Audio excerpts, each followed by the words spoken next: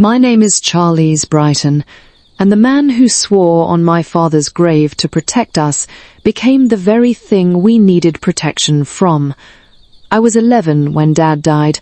Austin, my brother, was 8, and a life that ended on that motorway wasn't just my father's, it was ours too. We just didn't know it yet.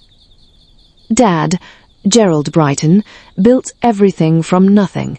Started with a small roofing supplies van at 23, built it into one of the most respected building materials companies in the East Midlands, properties across 3 counties, investments, a mansion in Derbyshire that Mum filled with warmth and cooking smells and happy noise. He died on a Tuesday morning. Lorry crossed the central reservation. He was gone before ambulance got there. Mum, Eleanor, simply stopped functioning. Grief swallowed her whole, and depression dragged her under fast. Then came the medication she found herself indulging, the kind you don't get prescribed. Within 18 months, she was somewhere between this world and somewhere unreachable. Eventually, she was sectioned, taken to a facility in Wales. Nobody told Austin and me properly. One morning she was there, then she wasn't. Uncle Malcolm arrived wearing a suit and a sympathetic face. Dad's younger brother, always slightly in Dad's shadow, never quite as sharp, never quite as driven, but charming enough, persuasive enough. He stood in our living room and told us we were family, and that family looked after family. He was appointed our legal guardian within weeks.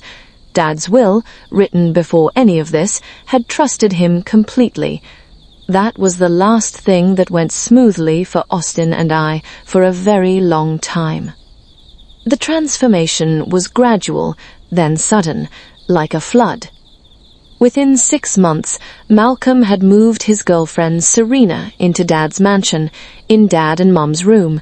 They married quietly, no family invited, had a daughter, Portia, who got the bedroom I'd slept in since I was 4. Austin and I were moved to the staff quarters at the back of the house. 2 small rooms, shared bathroom, no heating that worked properly through winter. We ate separately from the family, Malcolm's new family, that is. School, we were pulled from our private school immediately, enrolled in the nearest state school, with no explanation. It all happened fast.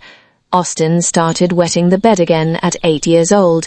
I'd hear him crying through the wall and go sit with him until he slept. We asked about Mum constantly. "She's not well enough for visitors," Malcolm would say, not looking up from whatever he was reading or doing. He barely looks at us for 10 seconds. "When can we see her?" Austin asked. "When she's better." She never got better, because we later discovered Malcolm had quietly had himself listed as her primary contact and had restricted family visits, including us, citing her fragile condition. He was managing her isolation as deliberately as he was managing ours. The business, Dad's company, Malcolm restructured within a year. New directorship, his name at the top. Dad's name quietly retired from the letterhead. The properties were being transferred, one by one, into a holding company Malcolm controlled. He was dismantling our inheritance with the patience and precision of someone who'd been planning it before Dad died. Miss Selina Lorenzo had been our family's head housekeeper for over 10 years. She'd known Austin since he was born. She used to sneak us proper meals when Malcolm's household ignored our dinner. One evening, I was 15, Austin 12, Selina found me in the kitchen looking hollow. She sat across from me and spoke quietly.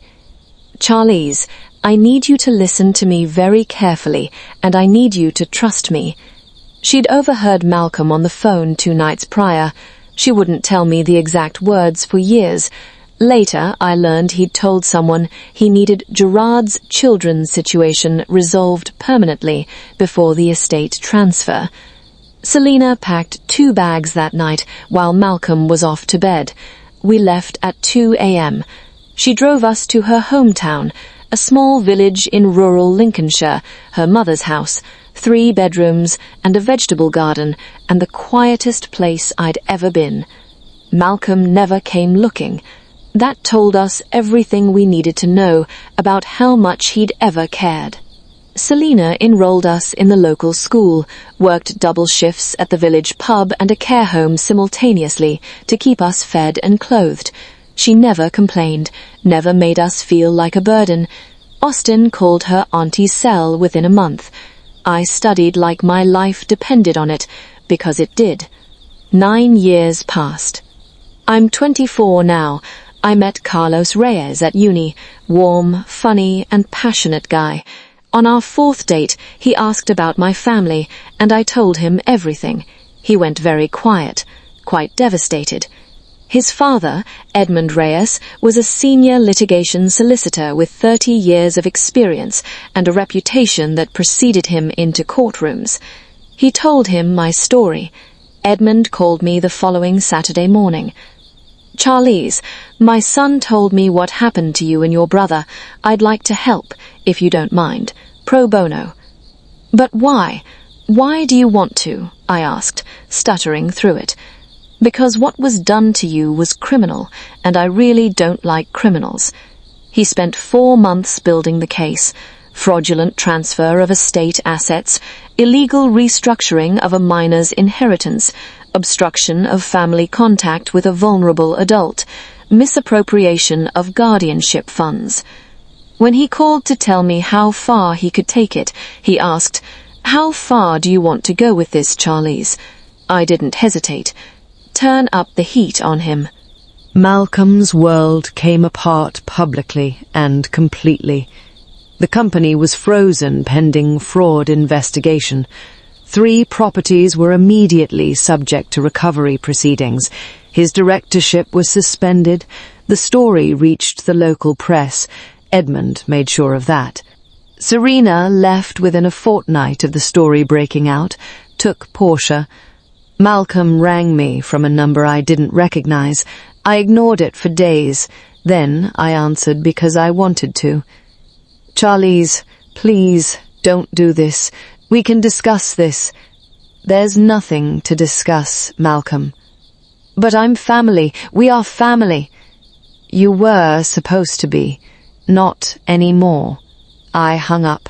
That was the last time I heard from him. Austin and I visited Mum together for the first time in 9 years the following spring. She was fragile, older, but she knew our faces immediately. She was so excited to see us. She held Austin's face in both hands and wept. We stayed all afternoon. Walking back to the car, Austin, now 21, tall, quiet, and steadier than anyone had a right to be after what he'd been through, said, "Dad would have sorted out Malcolm years ago." I squeezed his hand and said, "Dad sorted him out. He just used us to do it." "He must be so proud of what you've done, Char." I smiled. We went back to the mansion with Auntie Selina.